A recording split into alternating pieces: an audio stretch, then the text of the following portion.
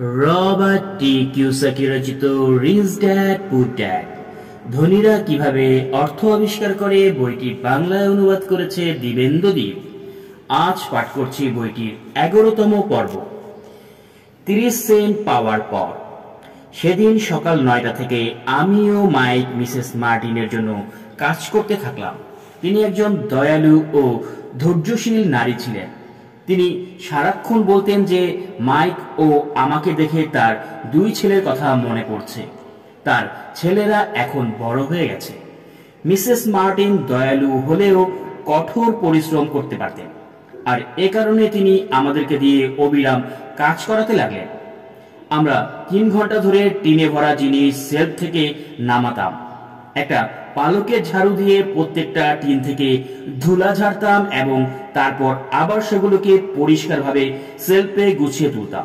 এটা খুবই কষ্টকর ও বিব্রতকর কাজ ছিল। মাইকের বাবা, যাকে আমি ধনবান বাবা ডাকতাম, তিনি গাড়ি রাখার বিশাল জায়গা সহ এরকম 9টি ছোট সুপারমার্কেটের মালিক ছিলেন। এগুলো ছিল 7-Eleven নামক সুবিধাজনক দোকানগুলোর পুরনো সংস্করণ। এগুলো ছিল অনেকটা পাড়ার ছোট মুদি দোকানের মতো, যেখানে লোকজন দুধ, রুটি, মাখন ও সিগারেট জাতীয় জিনিসপত্র কেনে। সমস্যা ছিল, সে সময় হাওয়াইয়ে এয়ার কন্ডিশনের ব্যবস্থা ছিল না। এ কারণে গরমের সময় দোকানগুলো দরজা বন্ধ করা যেত না। দোকানের 2 দিকের দরজাই রাস্তা ও পার্কিং লটের দিকে খোলা রাখতে হতো। যখনই একটি গাড়ি দোকানের পাশ দিয়ে যেত বা পার্কিং লটে ঢুকত, ঘূর্ণির মতো ধুলাবালি দোকানের ভেতর ঢুকে জমা হয়ে যেত। সুতরাং যতদিন পর্যন্ত এয়ার কন্ডিশন না হয় ততদিনের জন্য আমাদের একটা চাকরি হলো। 3 সপ্তাহ ধরে মাইক ও আমি মিসেস মার্টিনের কাছে যাচ্ছি এবং 3 ঘন্টা কাজ করছি। দুপুরবেলার মধ্যে আমাদের কাজ শেষ হতো, আর তিনি আমাদের হাতে 3টি ছোট ডাইম তুলে দিতেন। কিন্তু 1950-এর মাঝামাঝি সময়ে 9 বছর বয়সে 30 সেন্ট পাওয়া কোনো উত্তেজনাকর বিষয় ছিল না। একটি কমিক বইয়ের দাম ছিল তখন 10 সেন্ট। তাই আমি সাধারণত সেই টাকা দিয়ে কমিক বই কিনে বাড়ি চলে যেতাম। 4র্থ সপ্তাহের এক বুধবারের আমি কাজ ছেড়ে চলে যাওয়ার জন্য প্রস্তুত হলাম। আমি কাজ করতে রাজি হয়েছিলাম শুধু মাইকের বাবার কাছ থেকে টাকা বানানোর উপায় শেখার জন্য। অথচ আমি এখন প্রতি ঘন্টায় 10 সেন্টের একজন দাস। তার উপর প্রথম শনিবারের পর থেকে এখন পর্যন্ত মাইকের বাবার সঙ্গে আমার আর দেখাই হয়নি। আমি কাজটা ছেড়ে দিচ্ছি। দুপুরের খাবার সময় আমি মাইককে বললাম, বিদ্যালয় তো একঘেয়ে ছিল, এখন শনিবার দিনটিও মাটি হচ্ছে, অথচ এই 30 সেন্টই যেন আমাকে পেয়ে বসেছে। এবার মাইক মুচকি হাসল। তুমি হাসছো কেন? আমি রাগ আর হতাশা মিলিয়ে জিজ্ঞেস করলাম। বাবা বলেছিলেন এরকমটাই নাকি হবে। তিনি বলেছে যখন তুমি ছেড়ে যাওয়ার জন্য তৈরি হবে তখন তার সঙ্গে দেখা করতে। কি? আমি শ্লেষ মিশিয়ে বললাম।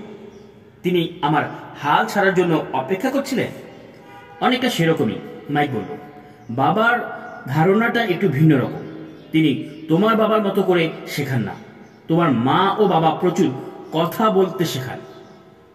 আমার বাবা শান্ত প্রকৃতির মানুষ এবং তিনি খুব কম কথা বলেন। তুমি শুধু এই শনিবার অবধি অপেক্ষা করো। আমি তাকে বলবো যে তুমি প্রস্তুত যাবার জন্য। তুমি বলতে চাইছো আমাকে তৈরি করা হচ্ছিল? না, ঠিক তা নয়। আবার হতেও পারে বাবা শনিবার তোমাকে ব্যাখ্যা করে বুঝিয়ে দেবে।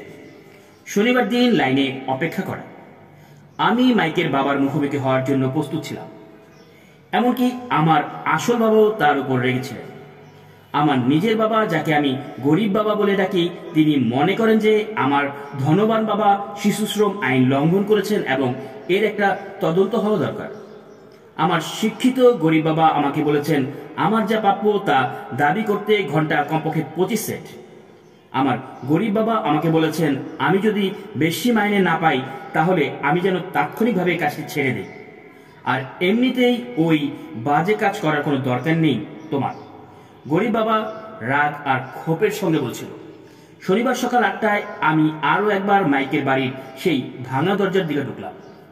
একটি সিটে বস আর লাইনে অপেক্ষা করো। ভেতরে ঢুকতেই মাইকের বাবা বললেন। এরপর তিনি ঘুরলেন এবং শোবার ঘরের পাশে তার ছোট্ট কার্যালয়ে ঢুকে অদৃশ্য হয়ে গেলেন। আমি কক্ষের চারদিকে তাকালাম, কিন্তু মাইককে কোথাও দেখতে পেলাম না। আমার অস্বস্তি লাগছিল। আমি সাবধানতার সঙ্গে 4 সপ্তাহ আগে সেখানে দেখায় সেই দুজন নারীর পাশে গিয়ে বসলাম।